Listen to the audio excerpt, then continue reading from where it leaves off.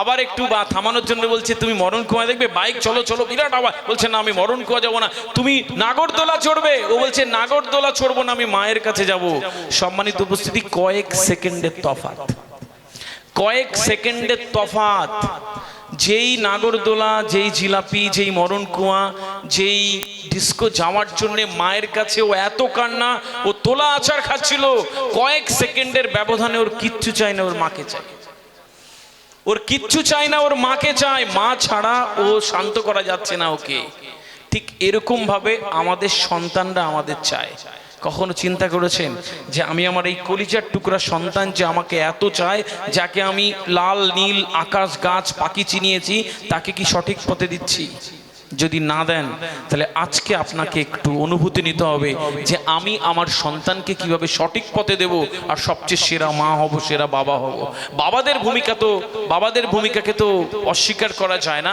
বুকের রক্ত জল করে যেই সন্তানকে দিচ্ছেন, সঠিক পথে দিচ্ছেন তো, এই মঞ্চে ওঠবার মতন দিচ্ছেন তো, এরকম একটা পুষ্পস্তবক ফুল নেবে আপনার সামনে থেকে দিচ্ছেন তো, তাদের জন্য দোয়া আশীর্বাদ করছেন তো, কত কি করছেন সন্তানের জন্য। একটা 45-50 বছরের লোক হঠাৎ করে বিরাট গাড়ি বাড়ি করেছে, সম্পদ করেছে, 45 বছরের জন্মদিন পালন করবে, বিরাট টাকা হয়ে গেছে। বলছে যে শোনো, বন্ধুদেরকে কয়েকজন করে যে শোন না, একটা জন্মদিনের পার্টি করি, ওই জন্মদিনের পার্টিতে সব পুরনো কলেজ বন্ধুদের ডাকবো, একটা হেভি আনন্দ হবে, রিউনিয়ন হবে, সবার সাথে দেখা হবে। বলছে ঠিক আছে, সবাইকে ফোন করছে, করতে করতে একটা গরিব বন্ধুর কাছে ফোন গেল, সে জীবনে দাঁড়াতে পারেনি, ব্যবসায় লস, একেবারে ভেঙে চুরে গেছে, কোনোভাবে দিন গুজরান করে, খাওয়া দাওয়া ঠিক হয় না। ফোন করে বলছে যে বন্ধু, জন্মদিন পালন করছি, তোমার আসতে হবে। বলছে না, যাবো না রে, ছেড়ে দে। খুব জোর করেছে যে বন্ধুদের দেখা হবে, আয়। তো বলছে ঠিক আছে। যেদিন অনুষ্ঠান সন্ধ্যেবেলা, সেদিন সে যখন বাড়ি থেকে বেরোচ্ছে একটা শার্ট পরে, সেই শার্টটা থেকে বোঝা যাচ্ছে কত দৈন্য দশা, তাও লজ্জা পাচ্ছে, যাচ্ছে। তো চলে গেল ওই শার্টটা পরে, যখন অনুষ্ঠান বাড়ি ঢুকলো, রাত্রির সন্ধ্যে 7টা-8টা হবে, দেখছে বিশাল স্টল, খাবারের দারুণ আয়োজন, সবাই স্যুট কোট টাই পরে বসে আছে। ও ঢুকে খানিকটা লজ্জা লেগেছে, কিন্তু বন্ধু তো, সবার সাথে একটু আলাপ পরিচয় হলো, এবং সবাই দেখছে যে এটা কোত্থেকে এলো। বললো যে আমার বন্ধু, আলাপ টালাপ করে দিল। এরকম করতে 9টা বেজে গেল, কেক কাটবে এবার। সবাই বন্ধুরা এক জায়গায় হলো, কেক কাটা হলো। কেক যখন একটু একটু করে খাওয়ানো হলো, ঠিক সেই সময় যেই বন্ধুর জন্মদিন, সেই বন্ধু দেখলো যে তার এই আঙুলটাতে একটা সোনার আংটি ছিল, সে আংটিটা নেই। ব্যাস, যেই আংটিটা নেই ও দেখতে পেল, মনটা খারাপ হয়ে গেল। সবাইকে ডেকে বলছে যে আমার আংটিটা কোথায় গেল। এখন সবাই চোখ চাওয়াচাবি করতে করতে বন্ধুর দিকে চোখ ফেলে দিল। এখন বন্ধুর দিকে তখন চোখ ফেলে ওর খারাপ লাগছে, বলছে কে নিয়েছে, এখানেই রোজ কেউ বাইরে যেন আংটি পাওয়া যাবে। বন্ধু তুমি চুপ করে দিয়েছি। উৎসাহী বন্ধু চলে এসছে, এসে বলছে সবার পকেট চেক করবো, সবার পকেট চেক করবো। বন্ধু বলছে ছেড়ে দে, একটাই তো আংটি, কে নিয়েছে, মান সম্মান যাবে। সবাই না, তো সবার কাছে কিছু বন্ধু যাচ্ছে যে তোমার পকেট দেখি, সব পকেট আগে বের করে দিচ্ছে, দেখো আমার কাছে নেই। আবার একটা বন্ধুর কাছে যায়, পকেট থেকে বের করে, দেখো আমার কাছে নেই। যখন ওই বন্ধুটার কাছে গেল, ও পকেটটা চেপে বলছে না, আমি আমার পকেট চেক করতে দেব না। যেই বলেছে সবাই আকাশ থেকে বললো, বোঝা গেল কে নিয়েছে। যা সন্দেহ করছিলাম তাই, তাকে যাচ্ছে তাই ভাষায় কথা বললো, অপমান করলো। এরকম লোক কেন আসে? সব বলার পরে খাওয়া দাওয়া করে একটু বিষণ্ণ উৎসব থেকে সবাই বাড়ি চলে গেল। 11:30-12টার সময় যখন ওই বন্ধু যার জন্মদিন, সে বাড়িতে ঢুকলো, ঘরে ঢুকে ব্লেজার খুলতে যাচ্ছে, দেখে ব্লেজারের যেই পকেটটা আছে, এই পকেটের এখানে সোনার আংটিটা বেঁধে আছে। খুব খারাপ লেগেছে। সে কি হলো, বন্ধুকে সবাই এত অপমান করলো, এত খারাপ বললো, এরকম হয়? সারা রাত ভালো ঘুমাতে পারেনি, সকালবেলা হয়েছে, বন্ধুর বাড়ি গেছে, টাক টাক করেছে দরজাতে, বন্ধু বেরিয়ে এলো। বন্ধু এসে বলছে কিরে এত সকালে? বলছে শোন না, তোর খারাপ লেগেছে? বলছে না, ছেড়ে দে।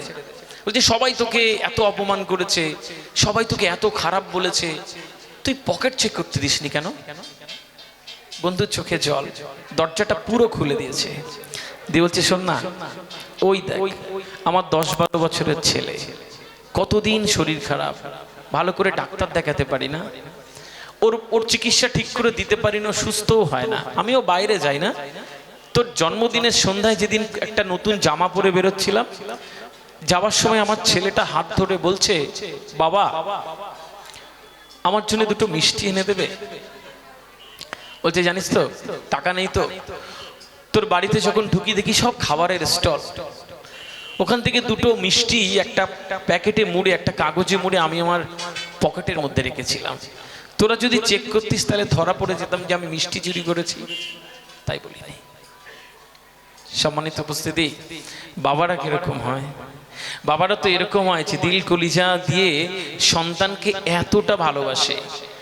আমার প্রশ্ন হচ্ছে যে যখন এতটা ভালোবাসেন সন্তানকে যখন আমি প্রত্যেকে আপনারা যারা যে পর্যায়ের মানুষ, আমার মঞ্চে এত বড় বড় মানুষ রয়েছেন, আমি যদি চোখ বন্ধ করে আমি আপনাকে দুটো অপশন দেব, পুরো পৃথিবী একদিকে আর আপনার সন্তান একদিকে, আপনি কিচ্ছু না ভেবে বলবেন যে আমার সন্তান, আমার পুরো পৃথিবী চাই না।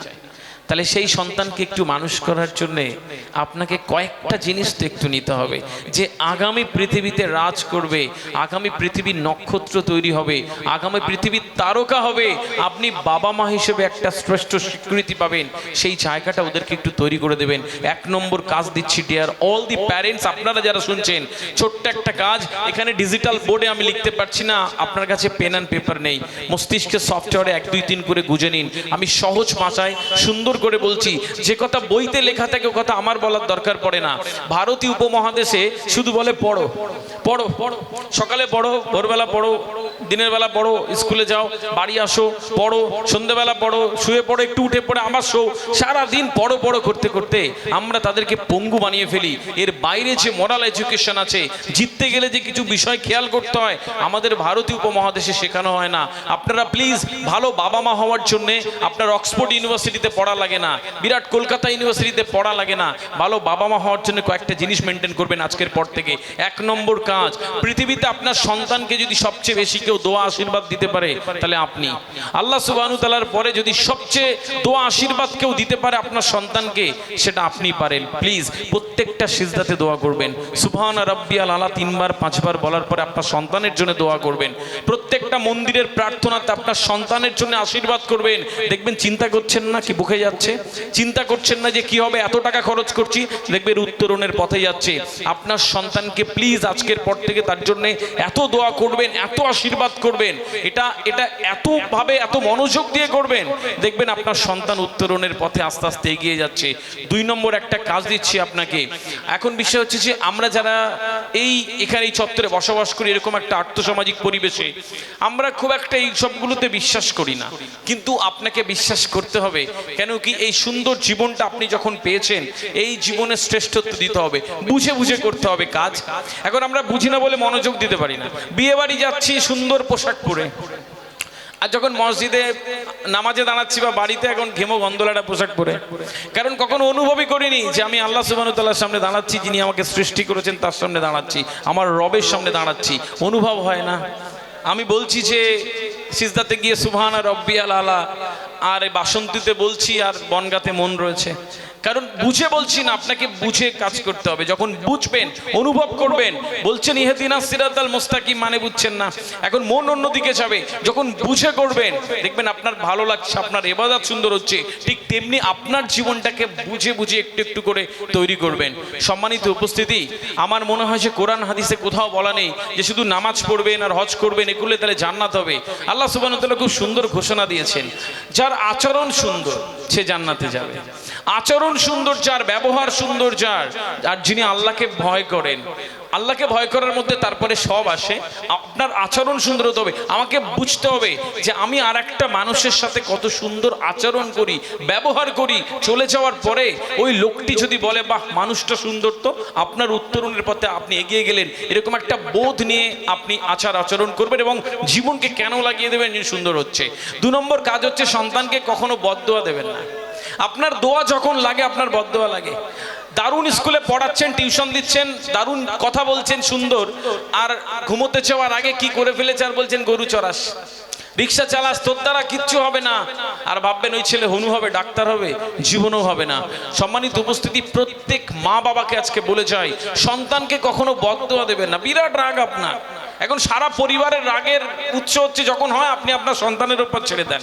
কখনো না, প্লিজ আপনার সন্তানকে কখনো বদদোয়া দেবেন না। আপনার দোয়া যখন লাগে আপনার বদদোয়াও লাগে। অনেক রাগ হচ্ছে আপনার, অন্যভাবে মেটান। আপনার সন্তানকে কখনো বলবেন না, আপনি কখনোই এই কাজটি করবেন না, তাহলে আপনি যে ইনভেস্ট করছেন তার কাছে সেগুলো বেকার হয়ে যায়। 3 নম্বর একটা কাজ দিচ্ছি, এই জেন জেড যারা অধৈর্য বলে আমরা তাদেরকে দাগিয়ে দিই, আমরা বলি তারা এক জায়গায় বসে না, তারা ঠিকঠাক কাজ করে না, বড়জনকে সম্মান করে না, ধৈর্য ধৈর্য নেই। এখন বাড়ি থেকেই তো ধৈর্য নেই আমাদের। 4 থেকে 14 বছরের বাচ্চার বাবা মারা যারা রয়েছেন, প্লিজ একটু কান দিয়ে শুনবেন। আমরা তাদের ধৈর্যশীল করতে পারি, আমরা চাইলেই তারা ধৈর্যশীল হয়, তারা ভালো মানুষ হয়, আমরা আসলে তাদেরকে ট্রিট করতে পারি না। এখন আপনি খেতে বসেছেন বাড়িতে, এখন খেতে বসে 2 মিনিট খাবার আসতে লেট হচ্ছে, ব্যাস আপনার মাথা খারাপ, ওই বাড়িতে থাকা যায় নাকি, খাবার আসে কই, কখন বসলাম খাবার আসে না, চিৎকার চেঁচামেচি, জুড়ে খাবো না চলে যাচ্ছেন। ব্যাস আপনি এটা করলেন, আর আপনার 9 বছরের ছেলে দূরে দাঁড়িয়ে দেখছে আর ভাবছে যে 2 মিনিট খাবার আসতে লেট হলে বাবার মতন করতে হয়, এরম করতে হয়। ব্যাস ও শুরু করে দেয় ওইটা করা। আপনি রান্নাঘরে রান্না করছেন, লবণের প্যাকেট আনতে বলেছিলেন, আপনার হাজবেন্ডকে আনেনি, ব্যাস এই বাড়িতে থাকা যায়, কি করে রান্না করব, কবে বলেছি, সব মনে থাকে তোমার, এইগুলো মনে থাকে না, চিৎকার চেঁচামেচি জুড়ে দিলেন। আপনার 13 বছরের মেয়ে দূরে দাঁড়িয়ে দেখে শোনে আর ভাবে যে একটা লবণের প্যাকেট যদি আনতে দেরি হয় তাহলে এরম করতে হয়। বাড়ি বসে রয়েছেন, কারেন্ট চলে গেছে, ব্যাস কারাতে, আরে লোডশেডিং, সারাদিন লোডশেডিং, বিদ্যুৎ অফিসকে জানাতে গালি দিলেন এবং চিৎকার চেঁচামেচি। আপনার 7-8 বছরের ছেলে দূর থেকে দেখে শোনে আর ভাবে যে কারেন্ট চলে গেলে এরম করতে হয়, ব্যাস ওরা অধৈর্য গড়ে ওঠে। কখনো আপনার সন্তানকে, সন্তানের সামনে এইগুলো করবেন না। আমরা আসলে তাদেরকে অধৈর্য মানুষ তৈরি করে ফেলি এবং তারপরে হাতের বাইরে চলে যায়, আমরা তাদেরকে আর ফিরিয়ে আনতে পারি না। আমি অসংখ্য পুরো বাংলা জুড়ে বাবা মায়েরা আমার বারাসতের অফিসে কাউন্সিলিংয়ে আছে এবং এটি করতে করতে আমি নিজে পাগল হয়ে যাই যে এত সমস্যা আমরা যদি একটু বাড়ি থেকে মেনটেন করি তাহলে সুন্দর হয়ে যায়। 4 নম্বর একটা কাজ দিচ্ছি বাবা মায়েদের জন্য, যেটাকে ডিজিটাল ড্রাগ বলে এই মুহূর্তে। ডিজিটাল ড্রাগ, এই মোবাইলটাকে আপনি ব্যবহার করছেন না, আপনাকে মোবাইল ব্যবহার করছে, এটা মেনটেন করতে হবে। আমি একটু ঘুরতে গেছি, পার্কে বসে আছি, একজন বাচ্চা মেয়ে 7-8 বছর হবে, বাবাকে গিয়ে বলছে, বাবা একটু খেলো না আমার সাথে, চলো না আমার সাথে। মোবাইল দেখছে। বাবা, বাবা শোনো না, চলো না একটু একটু স্লিপ চড়ি, মোবাইল দেখছে। বাবা তুমি আমার সাথে একটু চলো না, বাবা মোবাইল দেখছে। এখন তাকে কত গালি দিবেন, সে মোবাইল দেখছে আর তার সন্তান ওই পড়বে বাড়ি গিয়ে, এই দুটো একসাথে হয় না। বুঝতে হবে আপনাকে, এই মোবাইলটা যখনই আপনি 4 থেকে 14 বছরের একটা সন্তান 40 মিনিটের বেশি দেখবে, তখন মস্তিষ্কের প্রি ফ্রন্টাল কর্টেক্স, যেটা গ্রে ম্যাটার থাকে, ওই গ্রে ম্যাটার কাজ করা বন্ধ করে দেয়, কল্পনা শক্তি কমে যায়, মানসিকভাবে সে দুর্বল হতে থাকে, আর সামাজিক দক্ষতা, যেটা মেলামেশা করার ক্ষমতা হারিয়ে ফেলে। ওর মেজাজ তিরিক্কি থাকে, ও বিরক্ত হয়, ওকে কিছু বললে ও কথা শোনায়। বাড়িতে বলে মামা এসছে, আপনি বলছেন যা, মামাকে ভালো মন্দ জিজ্ঞেস করে যাবে না, চুপ করে বসে থাকবে, মোবাইল লাগবে। 40 মিনিটের বেশি যখন মোবাইল দেখবে, ওই সন্তান মানসিকভাবে বিকলাঙ্গ তৈরি হয়, কখনোই সন্তানের দিয়ে ভালো কিছু হতে পারে না। সম্মানিত উপস্থিতি, আপনি রান্নাঘরে রান্না করছেন, আপনাকে জ্বালাচ্ছে আপনার 5-6 বছরের ছেলে, এখন আপনার বিরক্ত লাগছে, মোবাইলটা দিয়ে বলছেন যা, 2-3 ঘন্টা কাজ করছেন, ওদিকে নড়েও না চড়েও না, মরার মতন করে পড়ে আছে, ব্যাস ও একটা বিকলাঙ্গ ব্রেন নিয়ে বেড়ে উঠছে, সেখানে ওর এই মস্তিষ্ক কাজ করে না, ওর কল্পনা শক্তি হারিয়ে যাচ্ছে। কখনো সন্তানকে 40 মিনিটের বেশি মোবাইল দেবেন না। ওখানে যারা শুনছেন একটু পরেই বলবেন, স্যার মাইকে কথা বলা অনেক সহজ, আমার বাড়ি এসে দেখে যান আমার ছেলে কেমন। আপনি বলছেন 40 মিনিট, আমার তো 4 ঘন্টার উপরে দেখে, না দিলে কি করে আপনি জানেন? জানি। হাজার হাজার বাবা মায়েরা এখন পরিবর্তন হয়েছে। আপনি প্রথম দিন মোবাইল দেবেন না, ও কাঁদবে। দ্বিতীয় দিন মোবাইল দেবেন না, ও বেশি কাঁদবে। তৃতীয় দিন দেবেন না, কাঁদবে। চতুর্থ দিন দেবেন না, ও বুঝে যায় মা কাঁদলেই মোবাইল দেয় না, ওর হ্যাবিচুয়েটেড হয়ে যায়। ওকে অভ্যাস তৈরি করতে হবে, আর তার জন্য আপনার অভ্যাস তৈরি করতে হবে। সম্মানিত উপস্থিতি, কখনোই 40 মিনিটের বেশি মোবাইল দেবেন না। এই এত কিছু, এই বিরাট আয়োজন, আপনার জীবন, এত খরচ, এত কিছু কি জন্য করছেন ভাবেন তো একবার। যেখানে আমার ডাক্তারবাবু বসে রয়েছেন, আপনারা রয়েছেন, ডাক্তারবাবু চোখ বন্ধ করে ভেবে নেন আপনার বউ বাচ্চা কেউ নেই, 200 টাকার বেশি লাগবে সারাদিনে খেতে, আপনার সম্ভব লাগবে না? মায়েরা যারা রয়েছেন ভেবে নেন কেউ নেই, 200 টাকার বেশি লাগে, কার জন্য করছেন? মাথার ঘাম পায়ে ফেলছেন, হাই ব্লাড প্রেশার, সুগার, আপনার শেষ নেই। কোথায় চলে যাচ্ছেন কাজ করতে? বাড়ি থেকে ফোন করছে, শোনো না বিয়ে বাড়িতে আসবে না? হ্যাঁ, আপনি বলছেন যে না তোমরা যাও, আমার একটু কাজ আছে। এই সোনাখালীর বাজারে চায়ের দোকানে চা খাচ্ছে এক বাবা, আর তার বন্ধু এসে বলছে শোন না দীঘায় যাচ্ছি, যাবি? 3 দিনে 2 রাত 2000 টাকা। অনেকক্ষণ চিন্তা করে বলে শোন না এবার আর যাবো না, আমার একটু কাজ আছে। পৃথিবীর কোন বাবার বা কোন মানুষের বন্ধুদের সাথে ঘুরতে যেতে ভাল লাগে না? দীঘার সমুদ্রে যেতে ভাল লাগে না? সবার ভাল লাগে, শুধু চিন্তা করে এটা দিয়ে পরীক্ষার ফিস দেবো, পরিবারের প্রয়োজন মেটাবো, তারা যায় না। সুতরাং যখন করছেন এইগুলো, তখন একটু ভালো করে করুন প্লিজ। বাবা মাকে বলে গেলাম কখনো 40 মিনিটের বেশি মোবাইল দেবেন না। যারা ইয়াংস্টাররা রয়েছে এখানে একটু বড়রা একটু শুনে রাখুন প্লিজ। বলা হয় মদ গাঁজা চরস চুল্লু কোকেন হিরোইন খেলে মস্তিষ্কের যে পরিমাণ ক্ষতি হয়, 1 ঘন্টার অশ্লীল ভিডিও দেখলে মস্তিষ্ক আগামী 1 মাস কোনো সিদ্ধান্ত নিতে পারে না, আগামী 1 মাসে কাজ করতে পারে না, স্তমিত হয়ে যায়, এর মধ্যে উদ্যম থাকে না, ও শ্রেষ্ঠ মানুষ হবে কি করে? সম্মানিত উপস্থিতি, কখনোই এই জায়গাগুলো থেকে আমি যদি না বেরোতে পারি, ডিজিটাল ড্রাগ আমাকে গিলে নেবে। এটা এত শক্তিশালী না, এখান থেকে নেমে আমার সাথে কথা বলবেন আর দুবার বলবেন আদি স্যার, আদি স্যার আপনাকে দেখেছি, আদি স্যার ওখানে দেখেছি। দেখবেন বাড়ি যাবেন, ফেসবুকের ইউমেনোতে আমার একটা নোটিফিকেশন আসবে, আমি আপনার কাছে চলে যাবো। এর আইসিটি সফটওয়্যার সব শোনে। আপনি একটা প্লেন সার্চ করুন, লিখে দিন এখানে এরা প্লেন কিনবো, বা কোনো একটা বলুন যে প্লেন কিনবো, দেখবেন 2-3 দিনের মধ্যে প্লেনের নোটিফিকেশন আসছে, আপনার হেলিকপ্টারের নোটিফিকেশন আসছে, কিনবেন। কোথা থেকে একটা ফোন কল চলে আসবে, আপনি প্লেন কিনবেন, ব্যাস। ও সব কিছু এত শক্তিশালী একটি মাধ্যম যেটা আমাদেরকে ওতে টেনে রাখে। সোশ্যাল অ্যালগরিদম এত শক্তিশালী, একটা মারপিটের ভিডিও দেখবেন বা জোকসের ভিডিও দেখবেন, দেখবেন পরপর আসছে। আপনার ইন্টারেস্টের বাইরে আপনাকে বেরোতে দেবে না। বুঝতে হবে আপনাকে, যেই মেয়েটা 15 মিনিট 20 মিনিট আধ ঘন্টা 1 ঘন্টা 2 ঘন্টা ধরে এরকম 15 সেকেন্ডের রিলস দেখছে, 15 সেকেন্ডের রিলস দেখার ধৈর্য আমাদের বেশি মানুষের নেই। 15 সেকেন্ডের রিলস আমরা 5 সেকেন্ড ধরে দেখি, এরকম 5 সেকেন্ডের বেশি যায় না, আবার পাল্টে দিই। তাহলে 2 ঘন্টা 15 সেকেন্ডের রিল 5 সেকেন্ড করে দেখে একটা মেয়ে একটা ছেলে যখন পড়তে বসবে, আপনার কি মনে হয় 5 মিনিটের পড়ায় ওর মনোযোগ থাকবে? জীবনেও থাকবে না। মস্তিষ্ককে অ্যাক্সেসই করতে দেয় না, ওর খুলে মনে হবে চুপ করে শুয়ে পড়ে, ভালো লাগবে না। বুঝতে হবে কখনোই এই মোবাইলটা থেকে আপনাকে বিরত রাখতে হবে। একটি ট্রেনে করে কিছু ফ্যামিলি যাচ্ছে, একটা ফ্যামিলির ছোট্ট ছেলে বই পড়ছে, বাবা পড়ছে, মা পড়ছে, দূরে আরেকজন মহিলা দেখছে তার সন্তান মোবাইল দেখছে। এখন ছুটতে চলে এলো, গিয়ে বলছে দিদি একটু বলবেন আপনার সন্তান বই পড়ছে কি করে, আমার তো মোবাইল ছেড়ে এখনো মোবাইল দেখছে, আপনি কি করেন যদি একটু বলেন।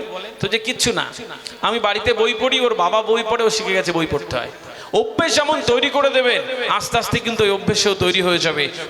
পুরো পৃথিবী মনোযোগ নষ্ট করার উপকরণ দিয়ে তৈরি, আপনাকে এই মনোযোগ নষ্ট করার উপকরণ থেকে বাঁচতে হবে।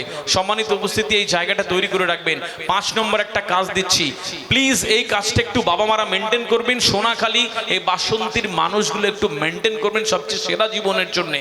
কখনো কখনো একটু বাবারা দায়িত্ব নেবেন, কখনো কখনো একটু মারা দায়িত্ব নেবেন, পড়াশোনার বাইরে বাবারা দায়িত্ব নেবেন। কখনো কখনো আপনার 12-13 বছরের ছেলেটাকে ডেকে একটু বলবেন যে বাবা তোমার মা কত কষ্ট করে তুমি জানো, আঁচলে একটু একটু করে পয়সা জমায় তোমার ভালো স্কুল কলেজে পড়াবে।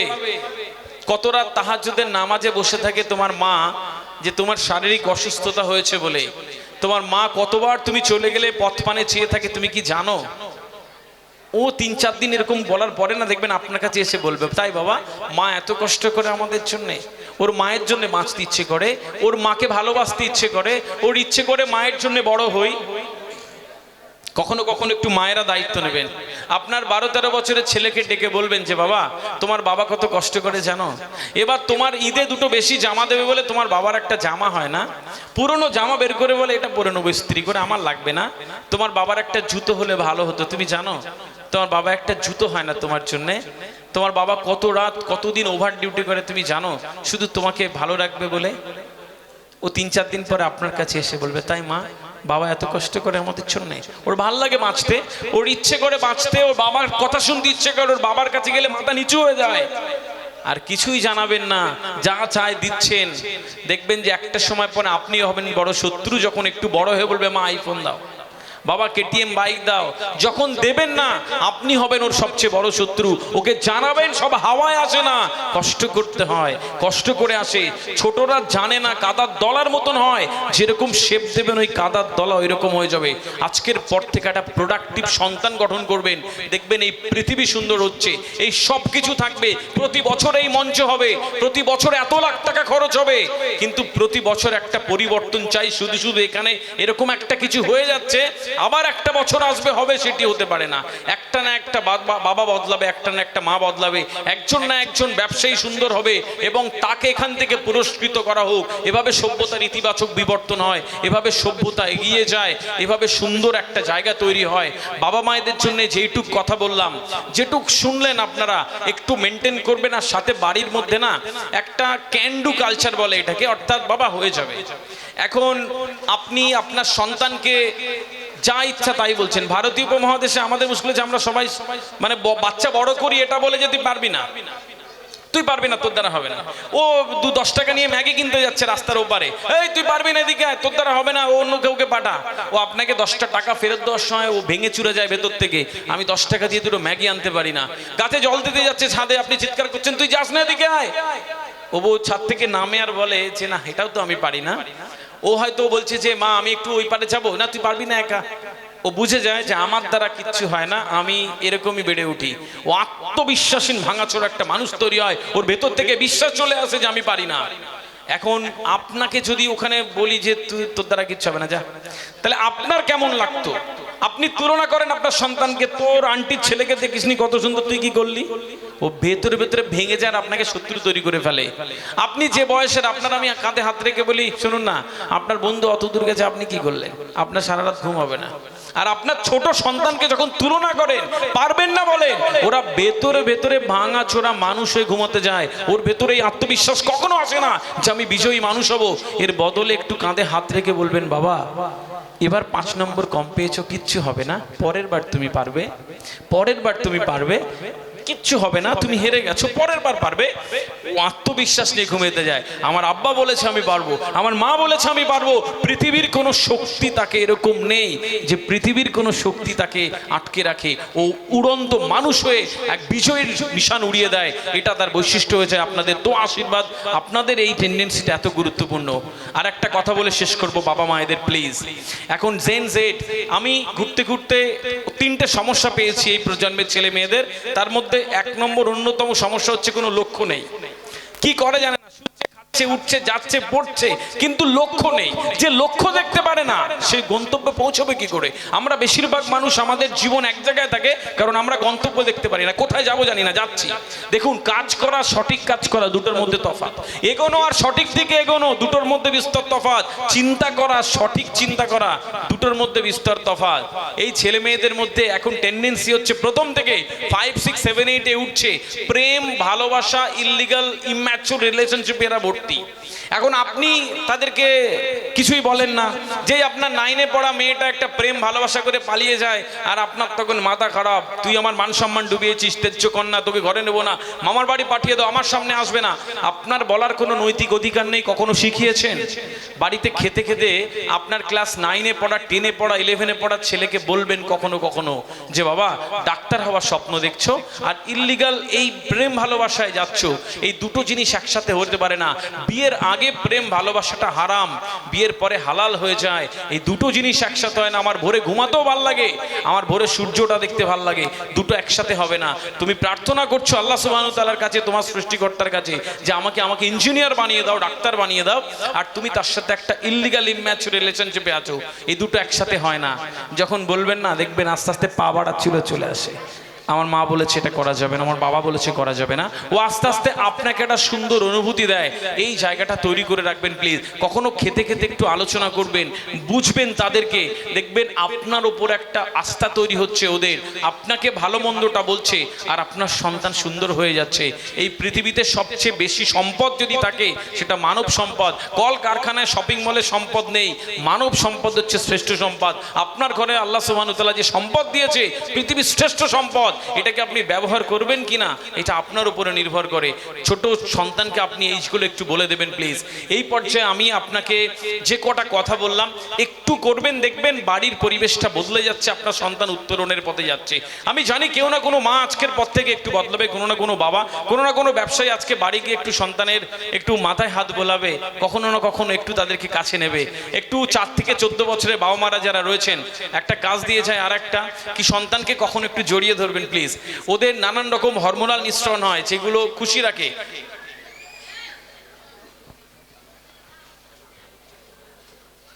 এবার বিষয় হচ্ছে যে যখন ওরা এইগুলো মেনটেন করে, যখন আপনি একটু জড়িয়ে ধরলেন, ওদের মধ্যে হরমোনাল নিঃসরণ হয় এবং ওরা খুশি থাকে, ডোপামিন হরমোন। কি হয় দেখবেন যে একটা লোকাল চিপস কিনে খাবেন আর একটা বড় কোম্পানির চিপস কিনে খাবেন। লোকাল কোম্পানির চিপস আপনি 2-3টে খেয়ে বন্ধুকে বলবেন খাবি না, একটা বড় কোম্পানির চিপস খাবেন, দেখবেন আপনার আর একটা খেতে ইচ্ছে করবে। আর এটা খেতে ইচ্ছে করবে। কৃত্রিম ডোপামিন থাকে যেটা খুশি রাখে, ঠিক এখানেও তাই।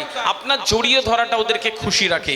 একটু মাঝে মাঝে জড়িয়ে ধরবেন, ওদেরকে ভালোবাসবেন, দেখবেন, চিন্তা করবেন, ভাববেন যেটা উত্তরণের পথে যাচ্ছে। আমি যারা ইয়াংস্টার আছে, আমি 10 মিনিটের মধ্যে শেষ করব। আমি যারা ছাত্রছাত্রীরা আছে, যারা ইয়াংস্টার, এই প্রজন্মের ছেলে, তাদের জন্য একটু কথা বলি। আমি লাস্ট কনফারেন্সে গল্পটা বলেছি একবার, যারা মায়েরা রয়েছেন আমি আরেকবার বলি।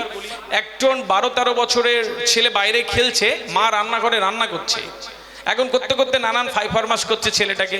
ছেলেটা ঘুরে ঘুরে এসে ঘুরে যায়। আবার একবার কাজ বলেছে, সে একটা কি চিরকুটে লিখে মাকে এনে বলছে, মা এটা পড়ো আর আমাকে দাও।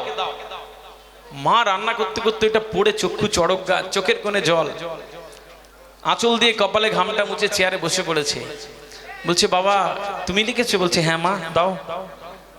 এখন লিখেছে সেখানে ছেলেটা যে, মা তুমি যে আমাকে ওই দোকান থেকে এটোটা আনতে বলো, এর জন্য 30 টাকা। ছোট ভাইকে কোলে করে রাখতে বলো, এর জন্য 40 টাকা। আমাকে যে মশারি তুলতে বললো, এর জন্য 60 টাকা। আমাকে যে বলো যে ওই বাড়ি থেকে এটা ওটা আনো, এর জন্য 30 টাকা।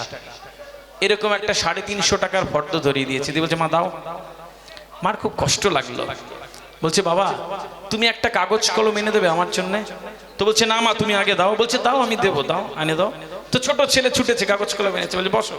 মা এবার লিখছে, তাতে 1 নম্বর দিয়ে লিখছে যে, বাবা তোমাকে যে আমি 10 মাস পৃথিবীর সমস্ত যন্ত্রণা সয়ে পেটে ধরেছিলাম, এই যন্ত্রণার কথা তুমি অনুভব করতে পারবে না, এটা বিনা পয়সায়। তুমি যে 2.5 বছর তুমি আমার দুধ খেয়ে বড় হয়েছো, শরীরের রক্ত করা একটা খাবার খেয়ে বড় হয়েছো, এর যন্ত্রণা তুমি জানবে না, এটা বিনা পয়সায়। তোমার ছোটবেলায় যখন শরীর খারাপ হয়েছে, সারা রাত তোমার মাথার পাশে বসে থেকেছি, এটা বিনা পয়সায়। তুমি যখন একটা খেলনা চেয়েছিলে, অনেক কেঁদেছিলে, আমি দিতে পারিনি, তারপর আঁচলে একটু একটু করে পয়সা জমিয়ে তোমার যখন ওই খেলনাটা দিয়েছিলাম, তুমি যে হাসি হেসেছিলে, ওই আনন্দটা ছিল আমার ওই কষ্টের আনন্দ, এটা বিনা পয়সায়। তারপর যখন একটু বড় হলে, তুমি স্কুলে যাও, তুমি যখন চলে যাও, সারা দিন পথ পানে চেয়ে থাকি তুমি কখন ফিরবে। যখন তোমার আসতে দেখি, তখন আমার জানে শান্তি লাগে, এটা বিনা পয়সায়। তারপর এই পৃথিবী একদিকে আর একদিকে তুমি যদি কেউ বলে, তাহলে আমি পুরো পৃথিবীকে বাদ দিয়ে আমি তোমাকে নেব বাবা, এটা বিনা পয়সায়, এটা বিনা পয়সায়। ছেলেটি চোখ ভিজে গেল শুনে, মায়ের গালে একটা চুমু দিয়ে দৌড়ে পালিয়ে যায় আর বলে যায়, মা তোমার ঋণ তো কখনো শোধ করা যাবে না। মা দৌড়ায়। সম্মানিত উপস্থিতি, মায়েরা এরকম হয়, বাবারা এরকম হয়। যারা ছেলেমেয়েরা আমাকে শুনছো, এই ঋণ তো কখনো শোধ করা যায় না, কিন্তু মাকে তো রানী করা যায়, বাবাকে তো রাজার মতন রাখা যায়। আমি আমার কনফারেন্সগুলোতে বলে আসি ছোট্ট একটা কথা, যারা ছেলেমেয়েরা শুনছো, যে সন্তানের ব্রিলিয়ান্ট নয়, যে সন্তান বিরাট বড় ইনভেস্টর নয়, ব্যবসায়ী নয়, বা বিরাট কিছু করতে পারেন জীবনে, শুধু বাবা মাকে দেখেছে, সে সন্তান পৃথিবীতে খারাপ থাকতে পারে না। যে সন্তান শুধু বাবা মাকে দেখে, বাবা মার দোয়া পেয়েছে, আশীর্বাদ পেয়েছে, একবার মুখের দিকে তাকিয়ে দেখে, সেই সন্তান কখনো সন্তান খারাপ থাকতে পারে না এই পৃথিবীতে। সুতরাং প্রত্যেকটা ইয়াংস্টারকে বলবো, বাবা মা হচ্ছে সোনার খনি, সোনার খনি। তার থেকে যত নিতে পারবে, তত পৃথিবী রাজার মতন বাঁচবে। আজকের পর থেকে বাবা মাকে রেসপেক্ট করবে, বাবা মার দোয়া আশীর্বাদ চাই। যে বাবা বুকের রক্ত জল করে তোমার প্রয়োজন মেটায়, খাবার দেয়, একটু বড় হবার পরে গিয়ে বলছো যে কি করেছো আমাদের জন্য, আর তুমি ভাবে সায়েন্টিস্ট হবে, জীবনেও হবে না। যে মা রং চিনিয়েছে, বাবা এটা লাল, এটা গোলাপি, এটা সবুজ, ওটা কাক, ওটা গাছ, আর একটু বড় হওয়ার পরে মাকে গিয়ে বলছে একটা ধমক দিয়ে তুমি বেশি বোঝো, আর ভাবছেন ও বিরাট বড় সায়েন্টিস্ট হয়ে যাবে, জীবনেও হবে না। প্রত্যেককে বলছি যে বাবা মাকে রেসপেক্ট করতে হবে, বাবা মার দোয়া চাই, বাবা মার মুখের দিকে তাকিয়ে প্রতিদিন সকালবেলা উঠে পড়তে বসবে। 1 নম্বর কাজ, এত বাবা মার দোয়া নেবে, এত দোয়া নেবে, তোমার উত্তরণের পথ সহজ হয়ে যাবে। 2 নম্বর একটা কাজ দিয়ে যাচ্ছি ইয়াংস্টারদের জন্য। প্রত্যেকে আজকে বাড়ি যাওয়ার পর একটা ছোট্ট চিরকুট নেবে, ওই চিরকুটে স্বপ্ন লিখবে কি হতে চাও। ওই স্বপ্নটা মস্তিষ্কের সিস্টেম হচ্ছে, মস্তিষ্ক একটা স্বপ্ন দেখে, আর একটা স্বপ্ন দেখে, আবার চাপা দেয়, আবার চাপা দেয়, মূল স্বপ্ন হারিয়ে যায়। একটা চিরকুটে লিখবে যে ডাক্তার হতে চাই, ব্যাগের ওপরে ছেনে দেবে যেখানে পেন পেন্সিল থাকে, মানি ব্যাগে ঢুকিয়ে দেবে যেখানে টাকা থাকে, আর পার্সে দেবে যেখানে কাগজ থাকে। কাল থেকে প্রতিবার ওই পেন পেন্সিল বের করার সময় কাগজটা বেরিয়ে আসবে, আর তোমাকে মনে করিয়ে দেবে যে ডাক্তার হতে চেয়েছিলে, তোমার উত্তরণের পথ একটু এগিয়ে যাবে। প্রতিবার মানি ব্যাগ থেকে টাকা বের করার সময় একটা কাগজ বেরিয়ে আসবে, আর বলেছিলে তুমি সেরা মানুষ হতে চেয়েছিলে, সেরা নেভি অফিসার, সোলজার হতে চেয়েছিলে, তোমার স্বপ্নের পথে একটু এগিয়ে যাবে। প্রতিবার পার্স থেকে কাগজ বের করার সময় একটা কাগজের সাথে আর একটা কাগজ বেরিয়ে আসবে, আর তোমাকে বলে দেবে যে বিরাট বড় মানুষ হতে চেয়েছিলে, তোমার উত্তরণের পথে চলে যাবে। প্রত্যেককে বলে যায় কি স্বপ্নটা লিখে ফেলবে, আর মস্তিষ্কের সফটওয়্যারের স্বপ্নটাকে বাঁধিয়ে দেবে। মস্তিষ্ককে যা চিন্তা করাবেন ও তাই চিন্তা করতে থাকে। আজকে ভেবে না একটা বাইক কিনবেন, কাল সকাল থেকে সব বাইকের দিকে আপনার নজর যাবে, কোনটা ভালো মাইলেজ দেয়, কোনটা মডেল ভালো, কোনটা সুন্দর। যতক্ষণ না কিনবেন